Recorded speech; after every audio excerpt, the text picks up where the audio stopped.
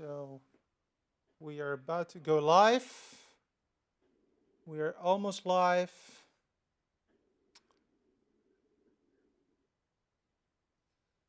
Which We might Facebook have would some make it issues easier to with go live? YouTube. We're live fully. Okay, we're live fully. All right, so now, good day. Hello, everyone. Petra here. Just give me a few seconds to get things started. We are falling a little bit behind schedule, but not much, as you can see. Just bear with me for a small moment. Currently putting up a run book um, because we have an awesome show for you lined up today, and that is done. Now I still need to make sure that I can hear everyone. So let me put these in. Um, my guest, could you please go on mute, please, for now? Thanks. Awesome. Just in case that is the fine. Um, yes, we have a guest, by the way, for the people that didn't know that. So we are now live. I'm just checking if everything is going well and if I can hear myself coming in. I am volume is too low. It is stated. So my volume is too low somehow. Volume is too low. Maybe you can have a look at that. Oh, this is not going. Wait a second. I have to prepare something because I see that I am jumping. My cables are going to the microphone or jabbering on my microphone, which is not going well. So let me do it like this for once to see if this is going to work. Now, this should. Um, okay, so this should be I think what I hear now. Can you please tell me if the sound is now good? Can't hear you, I say, Larry, but I hear myself. So on Facebook, so It's now okay. My dad says.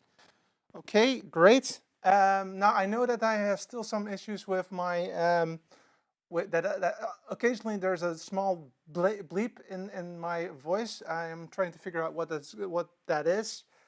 If not, then I have an idea to how to fix that. However, that will take another week or two before I can fix that. So bear with me on that. That's all I can say about that. Let me put on some comments over here as well. Let me see how much time do we have. 3 minutes. Awesome. Okay, so today, I'm sorry, this week, I was going to one of my favorite films, and you can see it on my shirt. It's Rogue One, and I think it was a really an awesome film. So I'm not sure if you guys have seen it also. Just please tell me if that is the case, and because that would be great to hear. Okay, this is also working. Right. So this is working. Awesome. That is working too. It was awesome, Larry says. Yeah, I saw your picture. You were really liking it, I think. Huh? And my dad was also saying Star Trek, but he knows for a fact that it's Star Wars. So he's a little bit bugging me now because the person that is responsible for me liking that show is actually my dad, because when I was very young, he took me to that film back in 1977 or 78, and yeah, it's really great. Huh? Let me get this organized too. Library. Okay, there you go, and boom. That is also done. And this is a little bit too much.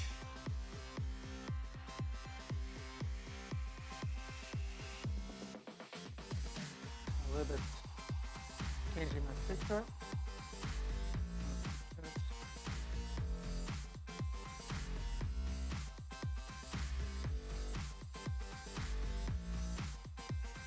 Yeah, and brightness down.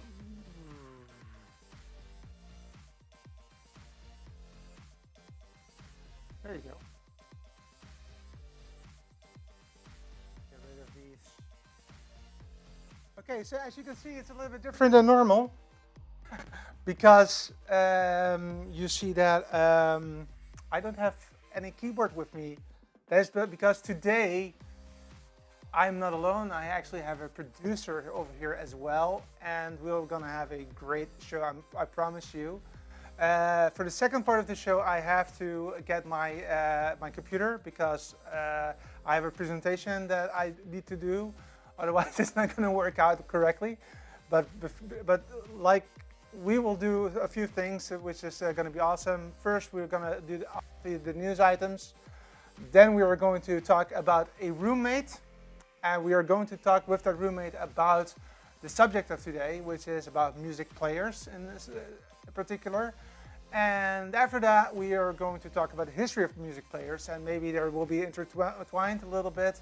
However, having the guest and doing the history simply technology-wise is not possible for me at this moment, so we have to bear with that. I see it's 20 seconds to go, so let's prepare for the start of the show. Really awesome that you are here. So let's. Oh yeah, by the way, if you have any comments, just put it in Facebook because I would like to know, right? Okay, let's. Welcome to Petra's Music Condo. Welcome for this 17th of December. If you live in, maybe in Australia, it's already the 18th, I'm not sure at this moment, but let's just say around about this time, we go live on a weekly basis to discuss things about music. And that's a very broad sense. So it's not only music as in about artists or music reviews or something, but it's also about other stuff. Like last week we had something about the 80s. And this week we are going to talk about music players and how that is, what that is, and how when it was developed, etc., etc. So just to tell you, my name is Petra Verbruggen. You can look at me on Facebook. You have Petra's Music Condo, and I also have my own Facebook page, Petra Verbruggen. So if you want to reach out to me, that is much appreciated. Again, comments during the show, please do, because I like the interaction. I like to understand what you like and have a conversation, because that's exactly what we do. It's not my show, it's our show. I mean, this is my condo. Yeah, that's correct, but that's it. So it's really our show, and that's what I want to do. So let's get things going.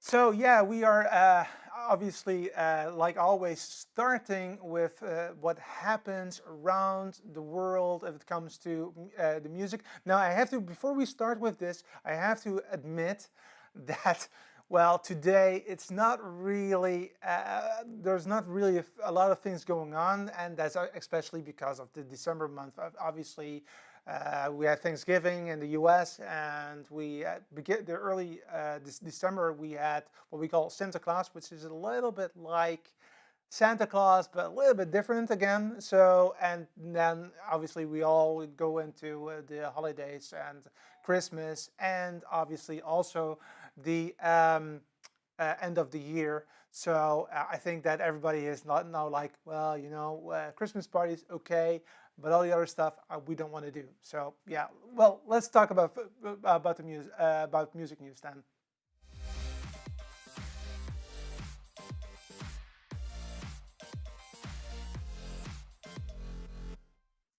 And we are starting today with one of my favorite bands of the 1990s. It was a long time that I didn't hear from them. That's live because Ed Kowalczyk will come back to life, the band live to be to be more precise, and he will be again their lead singer. Last year he didn't tour the world with live, but that is a little bit strange because it was a 25-year anniversary of Mental Jubilee, which is the debut album of the band. Um, However, looking at what he told Rolling Stone magazine, in 2017 will be an awesome year if you like live because they will come back and do other stuff as well. Um, I see I have an issue at this moment. Okay. Well, our guest is gone. So let me try to get him back in the meantime. But I'll try to do that during my talk as well. Anyway, let's try to reconnect again. So yeah, so we sorry for this intermittent, but yeah, it's just went broke. Like always, it can happen, right? It's live. That doesn't. Yeah. Somehow I have a problem also with this. Nice. It's what can I tell you? This is what happens if something goes wrong. Everything goes wrong. I see that I am having troubles with connecting to the service that I was using to connect to the to my guest of today. So I'm trying to get that arranged again in the meantime, but I'll try to continue also with this. So I'm multitasking, which is really great. Not.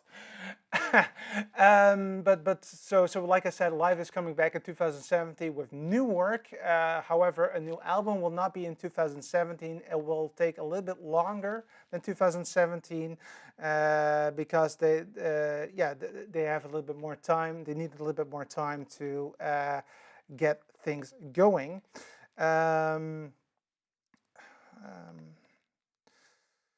Okay.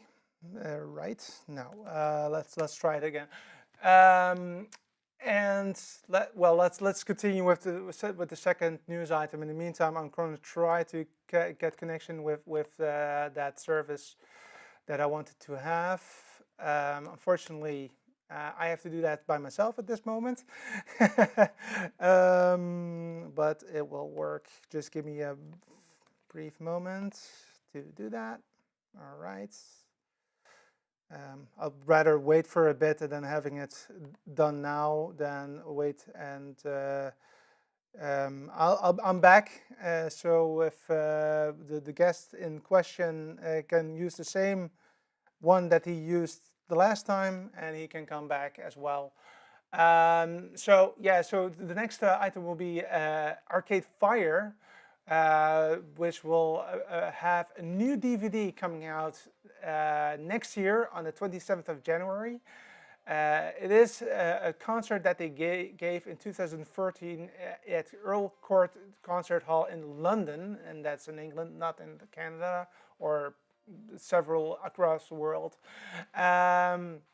It's actually about the recording of a reflector, which actually the name of the DVD is called The Reflector Tapes Live at Earl, and it will be something which is really awesome, I would say. So at this moment, I hope that somebody that I do see him coming in, but I don't see. I do see him. Unfortunately, he is holding his thing. Can you switch it? Ah, that's better. All right. So then I'll pin it. There you go, and then I can continue. And I hope what I'll do is that I'll redo that step because I want you to be able to. Okay, let me get that. All right. Sorry about that, guys. This is the things that happen if you go live. So, well, what can I say? So I had two items that I wanted to talk about, and yeah, um, I think that we've done enough with this. It's not going as I planned at all. So the problem is that I have the computer over here, so the producer is not able to change anything on that screen, because otherwise he's not able to hear me at this moment. That's the way that I've done it at this moment. That will change over time, but it's not gonna work out. Anyway, he should be there, but he isn't. So that is interesting. Let's try to get him in as well. There you go. Okay, so we have him back, and hopefully we have also audio back as well. Maybe you can say something, Jordan, just for a brief moment. Hey, Yeah, you're there. in. You're in. Okay, so guys, before we start the process, again, the news items were a total failure today. But that can happen if you go live, and that's okay. So what I'll do to make it up to you, I will make sure that these news items will be written down in the comments so that you can actually see what's going on. And I'm sure that a lot of people will probably have some comments about that anyway. So let's see if we have anything. Losing audio and very low, you say. It should be better now because I have a little bit closer to that. You even got a Rogue One t-shirt. Nice. David is also joining. Yes, thank you. Awesome. Remember, Rogue One, you only need hope, whole rebellion are built on it. That is actually one of the nicest sentences from the movie, but Floyd, I have to admit that I don't really want to talk about it any more than that it was really a awesome, let me say it again, an awesome movie. There are some really great surprises that they done very well. I'm very cryptical at this moment, but if you watch the movie, you know exactly what I mean about that. And just for the people that don't know, Rogue One is a loose episode, so it's not part of the main saga. However, quite honestly, it's a really nice introduction to episode 4, A New Hope, and we are talking about hope in Rogue One as well. So it gives you some kind of perspective where we're talking about. And let me say, Darth Vader is in there. I can say that because he's also in the trailer, and he is really doing a great thing. He is really awesome, to be quite honest. So, is there a spoiler on that shirt? Cover that up. I'm checking, David. No, I don't think that there's a spoiler on the shirt, so I think it's okay. I see Mark is saying something. Petra, my Nana has one of these in her living room. She plays music on. Okay, I'm not able to see that, I think, at this moment because of some issues with the iPad. So again, I will make sure that you will get the news items, but then in a text form. Because I really wanted to have the guest on board, so that's the reason why that priority at that particular time. So before we do that, so we have a new segment which we already did 2 weeks ago, which is called The Roommate. So let's start that.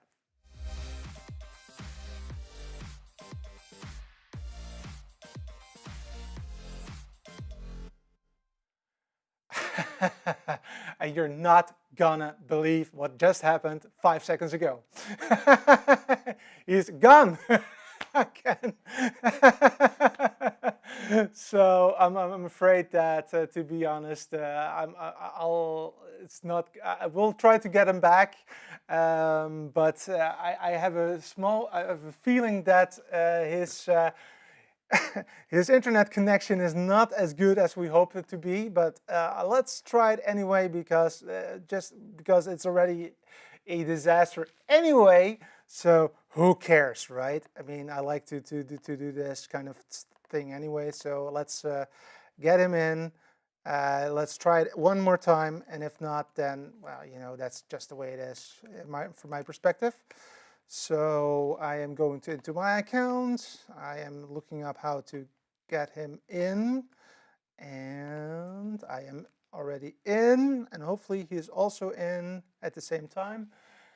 And if not, then we will just, hey, he's already back. So that's great. Okay, so I can now switch this. I can do this, and I can do this. And then we just have to wait for 5 seconds. And then we are good to go if everything is fine. So welcome, Jordan. I hope that you're doing well today. Better than the connection. We don't have sound, I think, right? Yeah, there you go.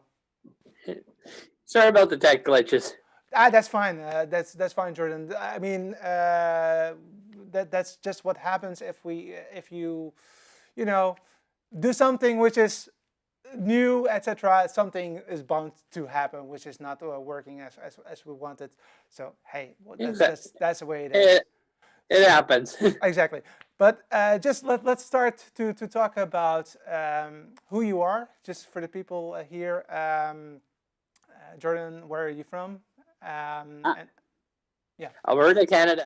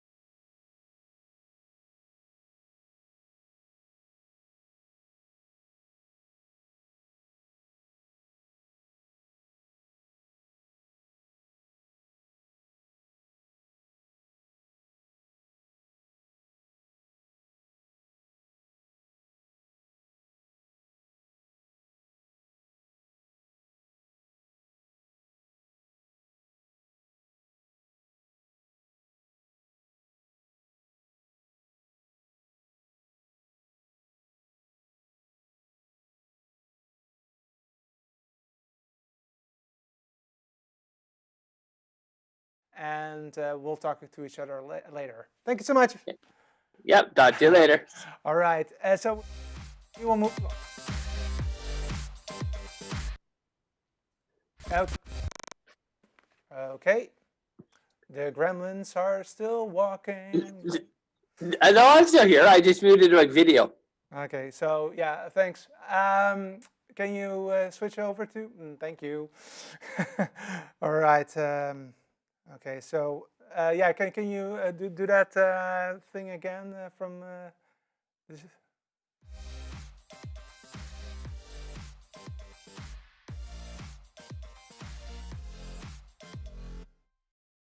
And this is working. Let me give me. Oh, this is good. We have a very gremlin friendly show today. Not. So I want to talk to you today about the history of music players, and in order to do that we have to travel back in time quite a bit, to be honest. I was actually amazed about the time that I have to go back, namely not the previous century, but this century. No, sorry, 1857. That was the time that Leon Scott, the Martinville, has invented the phonoautograph. And it was the first device that was capable of recording sound signals. However, now that doesn't mean that it could produce that as well. So that is not possible. I think you have to switch that. Okay.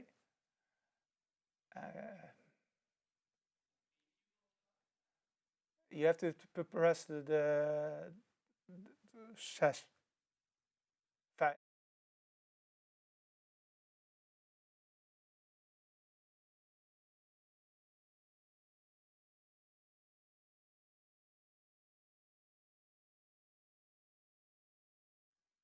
Laat maar. Okay, well, we have a problem with our connection, so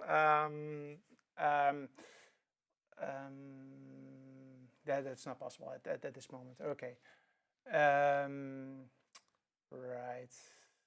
Maybe you can. No, okay, you don't know how to do that. Okay, that is unfortunate, because then I can switch this off. Totally. So in 1957, the phonoautograph was the first device that was capable of recording sound signals according to the Routledge Guide to Music Technology. But it could not repurpose the sound. That was not possible. You had to wait 20 years to 1877 when Thomas Edison invented the phonograph. That was not a plate like an album, but it was more a cylinder, and then you could actually create this sound, and you can reproduce it. And 1 year later, in 1878, you can also record voices, which is obviously very handy if you have a company and you want to dictate letters, etc. So that was really great to know. In 1896, Arthur Johnson was the first to use the spring motor record player in a hand-cranked motorized gramophone. And that is really interesting because that was actually the first time that we actually had a, well, let's say a album, a vinyl album that was kind of like what we are used to these days. However, it was still until 1905 that they actually had a standard for 78 rounds per minute.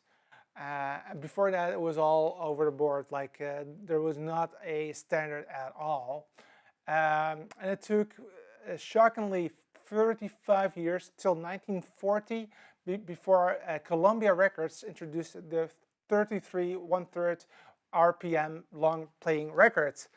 And that was about the same time that Decca Records Company also was pushing for high fidelity and full frequency range recordings. And yeah, as you might know, is that looking back to today, vinyl albums are still hot. So 1940 till now, they are still being used, and actually they are getting more and more uh, increased in use, especially with youngsters. So people are really again enjoying music on that vinyl records.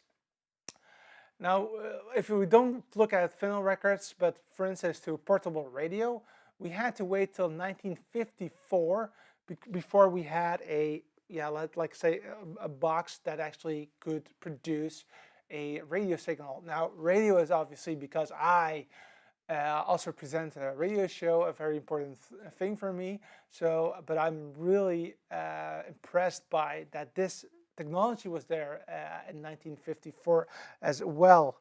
Um, the sound came back right when you were done. Oh, okay.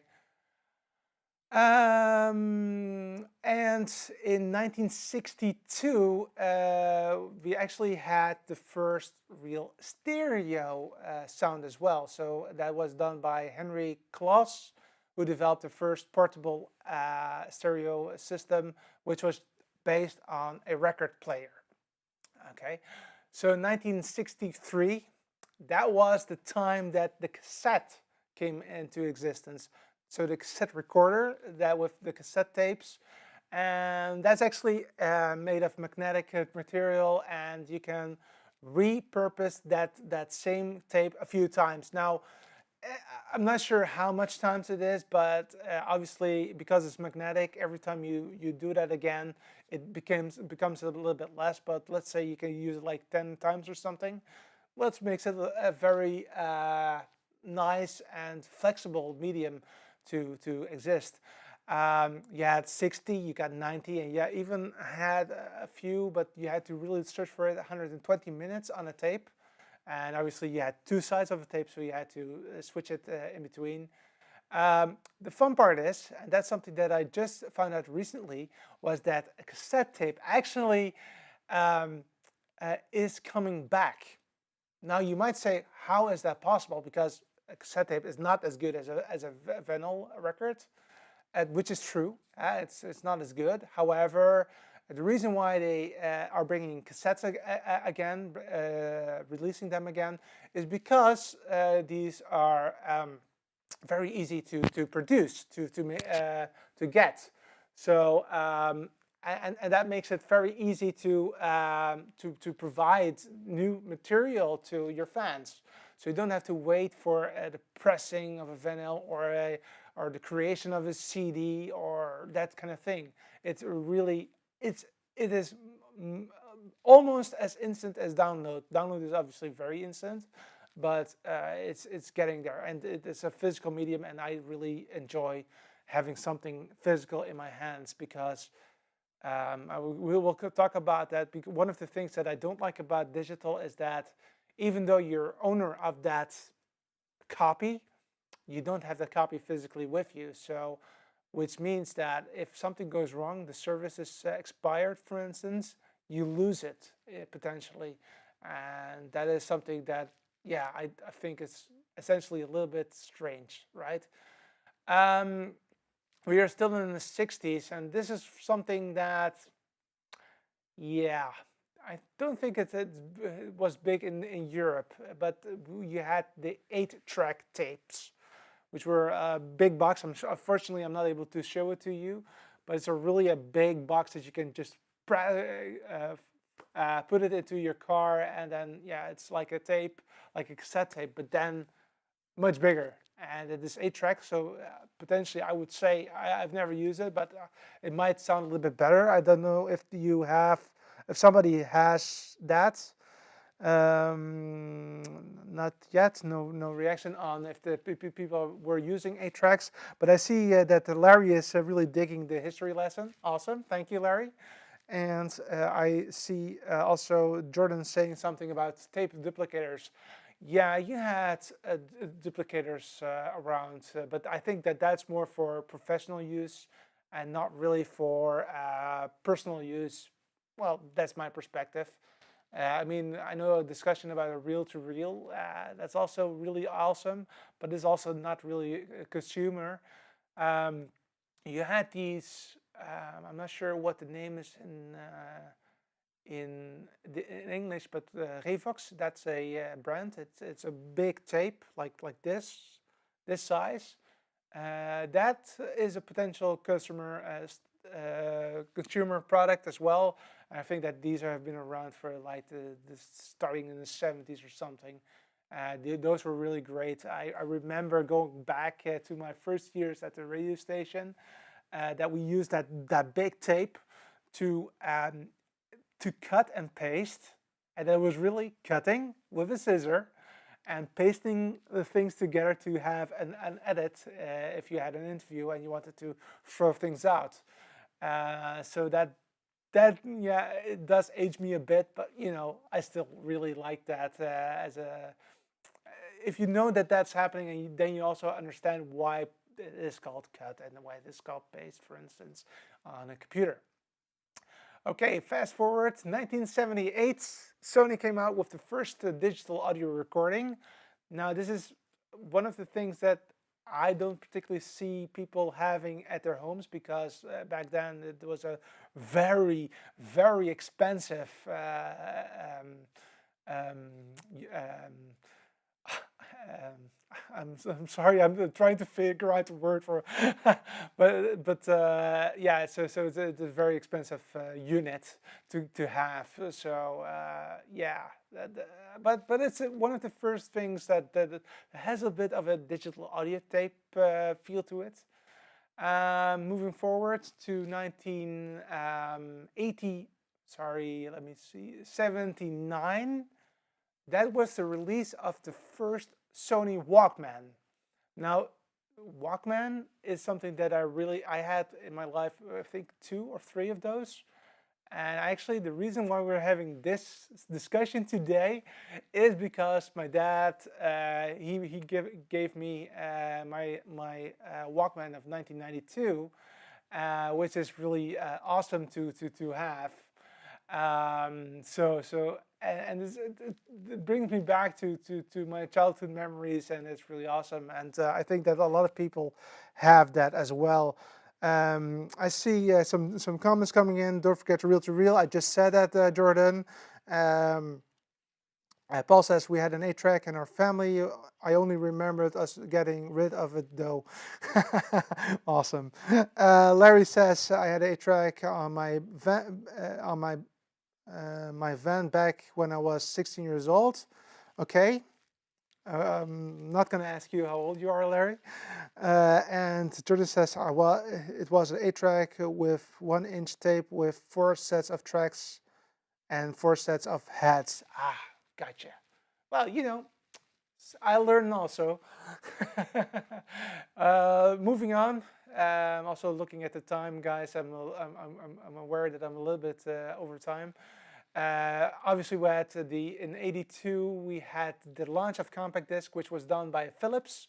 One of the things that is really awesome about the compact disc is that the hole in the middle, in the center of the compact disc, is the exact same size as 10 cents in the Netherlands, which is a very small coin. And that is actually really what happened, is that Philips is a Dutch company. So they were deciding on how big is a compact disc. So they knew they wanted to have, I believe it was the blah blah blah symphony of Mozart or something on it. So it was 74 minutes. So that was one given, and the other given was that they needed to have a hole, and they decided on just grabbing that 10 cents, putting it on the table, say that's the size, and that's exactly the size, and that's all across the world. If you have a Dutch 10 cents, you will see that really happening. That is really awesome. And in 93, the first Discman came around. Fast forward to 92, the mini disc recording. Mini discs were essentially read-writable CDs, but very small and in the case. I have had 3 of them or so because these were really handy for my radio work again, for recording interviews, etc. And with tapes, you really need to find the correct position. And with mini disc, it was just like a CD. You can just flip to another track, and then bam, it was immediately accessible for you. So that's the reason why mini disc was really great at that time. Around about the same time, you also had a digital compact cassette, which obviously didn't have that fast switching between tracks, but it was essentially a better quality sound, but it was still based on digital tape. The first MP3 player, now this is a question, was launched in 1998, and tell, just a quick question, just to check, who do you think was the first company that provided a portable MP3 player? Let me see if you can guess that. In the meantime, I will skip that and I will come back to that later. And 2001 was a special year for the people that like Apple, because that was introduction of the iPod, the first iPod, which was essentially 1,000 songs in a pocket. And you know how things go after that. It is getting better, better, better. And these days we have a phone with 120 gigabytes of RAM, so you have like loads of space. And if not, then you just download it or stream it from the internet directly. So you have a lot of different things to go to. Looking at the time, I just wanted to figure out if people are saying something about no, not okay. Anyway, let's just say it then. So that was by Xiahan, which is a Korean company, and they created the first MP3 player. Okay. Anyway, that's it for now. Sorry for being late. Sorry for the, well, sorry. Why should I say sorry? It's not that important, right? It's a live show. It just happens that something goes wrong. So it's what it is.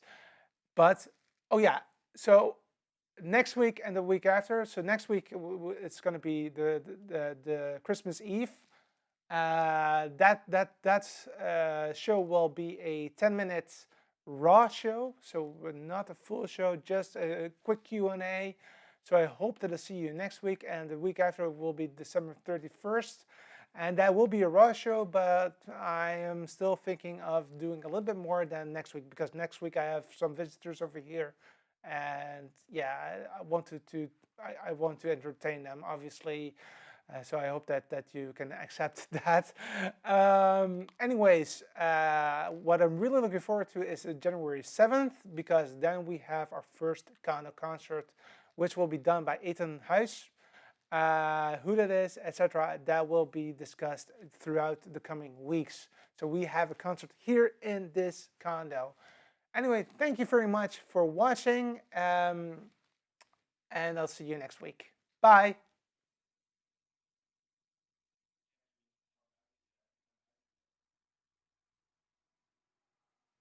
Okay.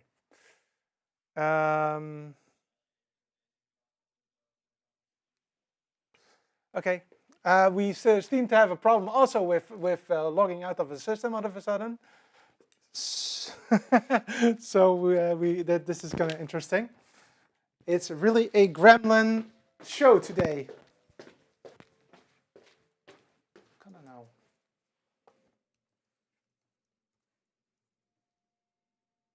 Kun je even niet naar mij kijken?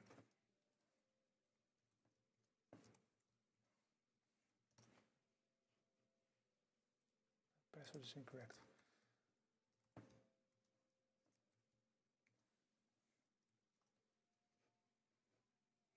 And that's it.